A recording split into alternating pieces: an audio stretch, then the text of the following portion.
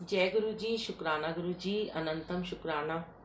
संगत जी, दिव्य आभा की जो आपके साथ में शेयर कर रही हूँ, ये गुरु जी ने हमें ब्लेस किया अपने बर्थडे पर।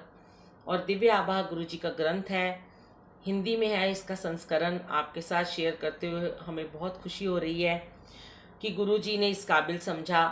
सेवा तो नहीं कर पाते हैं ज़्यादा, हम सेवा करने लायक तो अभी नहीं बने हैं, पर हाँ, गुरु जी के प्रेम के वशीभूत होकर आपके साथ कुछ शेयर कर रहे हैं। नेक्स्ट पार्ट नंबर 3, पुष्पांजलि श्रद्धा भाव से। शिष्य को गुरु की ओर ले जाने वाली कड़ियां बहुत अनोखी होती हैं। शिष्य सदा यहाँ वहाँ हाथ पैर मारता है, उसे कोई मार्ग नहीं सूझता।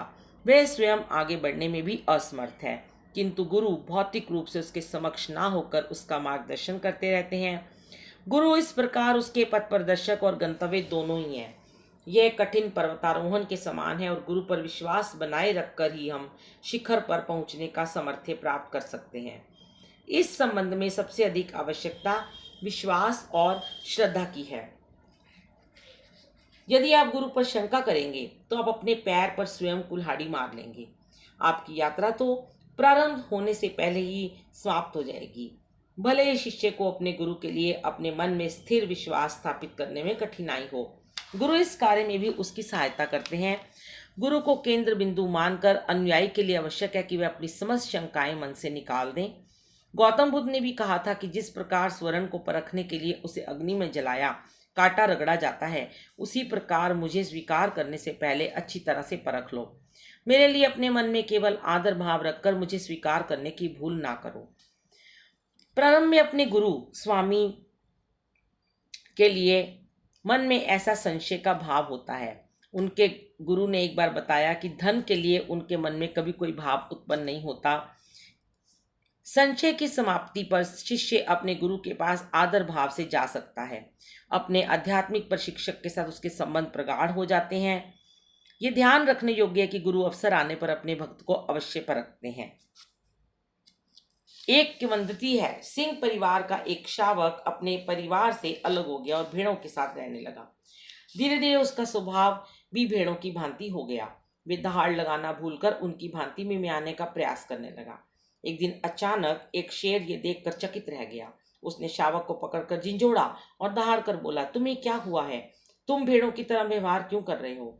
उस शावक ने घबराते हुए कहा कि उस शेर से अवश्य कोई भूल हुई है, वे तो वास्तव में एक भेड़ ही है। इस पर वह शेर उसे खींचकर एक झील के पास ले गया और उसने उसे उसका अपना प्रतिबिंब दिखाया। तब जाकर उस शावक ने अपना वास्तविक चेहरा पहचाना। गुरु का कार्य भी कुछ इसी तरह होकर सरल नहीं होता। वह तो उन कृत्रिम स्तंभों को ही उखाड़ कर फेंक देते हैं जिन्हें उनके अनुयायी ने अपने सांसारिक जीवन का आधार बनाया हुआ है, और उसे उसके यथार्थ से परिचित कराते हैं। आत्मा का परमात्मा में विलय ही हर आत्मा का अंतिम ध्येय है। हमें अपनी इंद्रियों के वश में होकर पशु नहीं बनना। अपने प्रत्येक जन्म की भांति इस जन्म में भी हमारी आत्मा ने शरीर को धारण किया है, न कि शरीर ने आत्मा को आवरण पहनाया है। गुरु के कमल चरण स्पर्श कर उनकी पावन शरण में जाकर ही मूल परिवर्तन संभव है। मन में स्वाभिमान की समाप्ति होने पर वास्तविक ज्ञान का बोध होता है। गुरु असीमित अपार विद्या का ऐसा भंडार है जो अनेक भक्तों में आध्यात्मिक ज्योति प्रज्वलित करने की क्षमता रखते हैं। उनके प्रेम स्पर्श मात्र से ही चित्त जागृत हो उठता है, किंतु इस अवस्था तक पहुंचने के लिए पहले अनेक प्रबंध करने आवश्यक हैं। हम इस और अनेक पूर्व जन्मों के मनोवैज्ञानिक कार्मिक बंधनों से जकड़े हुए हैं। मन पर कर्म का प्रभाव अत्यंत गहरा होता है। इनसे निकलने के लिए मन और शरीर दोनों को सुदृढ़ कर सही प्रकार से तैयार करना पड़ता है। जिस तरह भंवर में फंसकर तैराक डूब सकता है, वही स्थिति मनुष्य की होती है। अतः गुरु अनेक बार ऐसी परिस्थितियां उत्पन्न कर देते हैं कि शिष्य को जीवन के अमूल्य पाठ पढ़ाती हैं। जीवन में कोई बाधा आने पर गुरु की दया पूर्ण रूप से विदित होती है।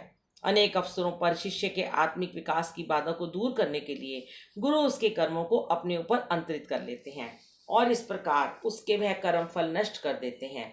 गुरु का अपने भक्तों के लिए व्यवहार इस प्रकार है जैसे किसी विशाल बाधा को पार करने के लिए अभिभावक अपने छोटे बालक को अपने कंधों पर बिठा लेते हैं। ऐसे महान गुरु का हम किन शब्दों में धन्यवाद कर सकते हैं। हम तो अति साधारण मानव हैं जो उनकी दया, कृपा और स्नेह आशीष के बदले में केवल थोड़ी सी श्रद्धा सहित आदर भाव अर्पण कर सकते हैं और उनके आदेशों का पालन करने का प्रयास कर सकते हैं। गुरु अपने अनुयायियों को इस यात्रा के लिए सुदृढ़ करने में अत्यधिक शक्ति और समय का व्यय करते हैं। उस परम ज्ञान की प्राप्ति के लिए गुरु ही एकमात्र साधन है। वह तो दिव्यत्व की सीढ़ियां चढ़ाने वाले पथ प्रदर्शक हैं। कदापि गुरु का अनुकरण करने का प्रयास ना करें। आदि शंकराचार्य से संबंधित एक रुचिकर घटना है। उनका एक शिष्य सदा उनके प्रत्येक भाव का अनुकरण करता था। एक तीर्थ यात्रा में जब उन्होंने एक ग्राम में रुककर एक कृषक से मदिरा ग्रहण करके पी तो उस शिष्य ने भी अत्यंत उत्साह से उसका अनुसरण किया। किंतु इसमें कोई संशय नहीं है कि गुरु के आदेश का पालन मन, कर्म, वचन, मनसा, वाचा, कर्मणा से करना आवश्यक है। आध्यात्मिक रूप से गुरु के पास हमारे कृत्रिम अहम को नष्ट करने के शस्त्र हैं। आप ये मत कहिए कि आप उनका पूर्ण रूप से अनुगमन करते हैं। ये तो निश्चित है कि गुरु के समीप आने पर आपको निरंतर ऐसी अस्वाभाविक की अनुभूति होगी, ऐसी परिस्थितियां उत्पन्न होगी जिससे आपके मन और अहम को गहरी चोट पहुंचेगी। ये भी संभव है कि गुरु शरण में आने के बाद उनकी कृपा, दया और आशीर्वाद के छोटे छोटे लक्षण भी समाप्त हो जाएं। किंतु ये सब अस्थायी है। गुरु का बड़प्पन तो इसी में है कि वे हमें हमारी तत्कालीन अवस्था में स्वीकार कर लेते हैं, सब अवगुण सहित। वह गुरु तो शाश्वत सत्य शिव के साक्षी सर्वज्ञाता हैं। अनंत को निरंतर देखती उनकी निर्भीक दृष्टि प्रत्येक अनुयायी के मन में उत्पन्न हो रहे प्रत्येक भाव को समझने की शक्ति है। गुरु स्वयं परमात्मा है, वह सर्वोच्च है। शिव पुराण में एक उल्लेख आता है जहां ब्रह्मा शिव से निवेदन करते हैं कि सब प्राणियों को नश्वरता के अधीन रखा जाए, परंतु शिव इसे अस्वीकार करते हुए कहते हैं कि जीवन मृत्यु के इस चक्र से प्राणियों को मुक्त रखने के लिए वह स्वयं अवतरित होंगे। क्या इसी कारण आदरणीय गुरु जी हमारे बीच में आए? कितना आनंद है गुरु जी के चरण धूलि में।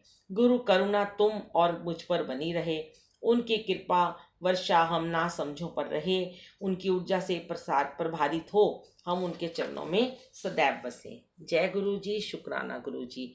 नेक्स्ट चैप्टर में बात करेंगे दिव्याभा की। जय गुरु जी।